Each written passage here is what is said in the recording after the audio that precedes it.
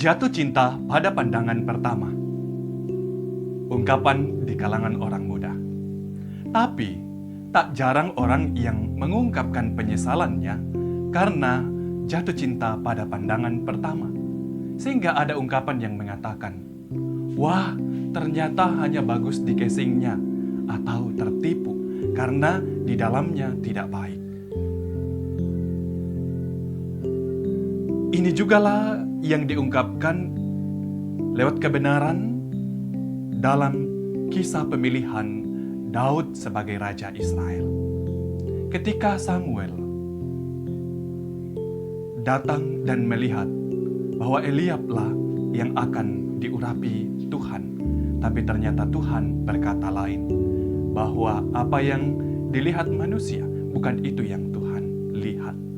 Itulah sebabnya dalam 1 Samuel 16 ayat 7 dikatakan, ketika mereka itu masuk dan Samuel melihat Eliab, lalu pikirnya, sungguh di hadapan Tuhan sekarang berdiri yang diurapinya. Tetapi berfirmanlah Tuhan kepada Samuel, jangan pandang parasnya atau perawakan yang tinggi, sebab aku telah menolaknya. Bukan yang dilihat manusia, yang dilihat Allah. Manusia melihat apa yang di depan mata, tetapi Tuhan melihat hati. Ini mau mengatakan bahwa pandangan internal itu jauh lebih penting ketimbang pandangan eksternal.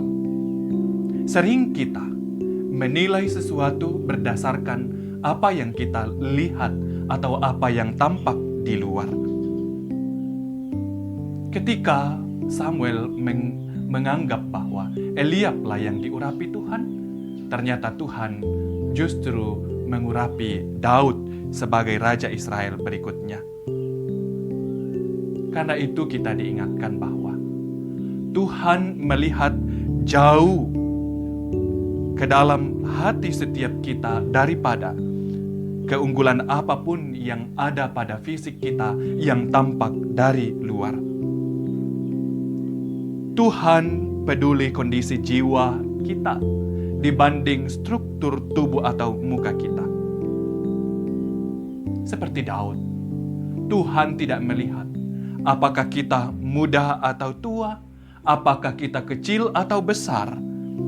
Tuhan berfokus pada hati yang sungguh-sungguh mau melayaninya dan melayani sesama. Hanya Tuhan yang mampu melihat hati kita manusia. Tuhan yang baik melihat seluruh aspek kehidupan kita dan secara khusus melihat hati kita. Karena itu, saat kita hidup sebagai orang-orang yang terus ada dalam perhatian Tuhan, yang terus dikasihi dan dipeliharanya, sejauh mana kita menunjukkan hati yang sungguh-sungguh padanya. Mari kita terus membaharui hati kita dari saat ke saat. Dalam kebaikan hati kita dikenal orang lain. Dalam kebaikan hati kita terus menyatakan pelayanan bagi Tuhan dan sesama. Apa yang kita kerjakan adalah pancaran dari dalam hati kita. Karena kita diingatkan, Tuhan melihat hati setiap kita. Amin. Mari berdoa. Tuhan, Engkau mengetahui hati setiap kami. Di malam ini kami bersyukur karena oleh firman-Mu kami kembali diingatkan untuk terus membereskan hati kami dari saat ke saat hingga terus memancarkan kemuliaan-Mu. Karena Engkau melihat hati setiap kami. Jangan biarkan kami terjebak, sibuk memperbaiki penampilan atau diri kami yang tampak dari luar, atau melakukan sesuatu untuk dilihat dari luar. Tetapi biarlah kami melakukan sesuatu yang terbaik, karena itu pancaran dari dalam hati kami sebagai anak-anak-Mu yang terus menyatakan kesungguhan hati hidup melayani-Mu dan melayani sesama.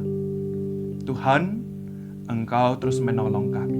Malam ini kami akan melewati dalam peristirahatan kami. Kami percaya penyertaan Tuhan akan melindungi kami. Di dalam nama Tuhan Yesus. Amin.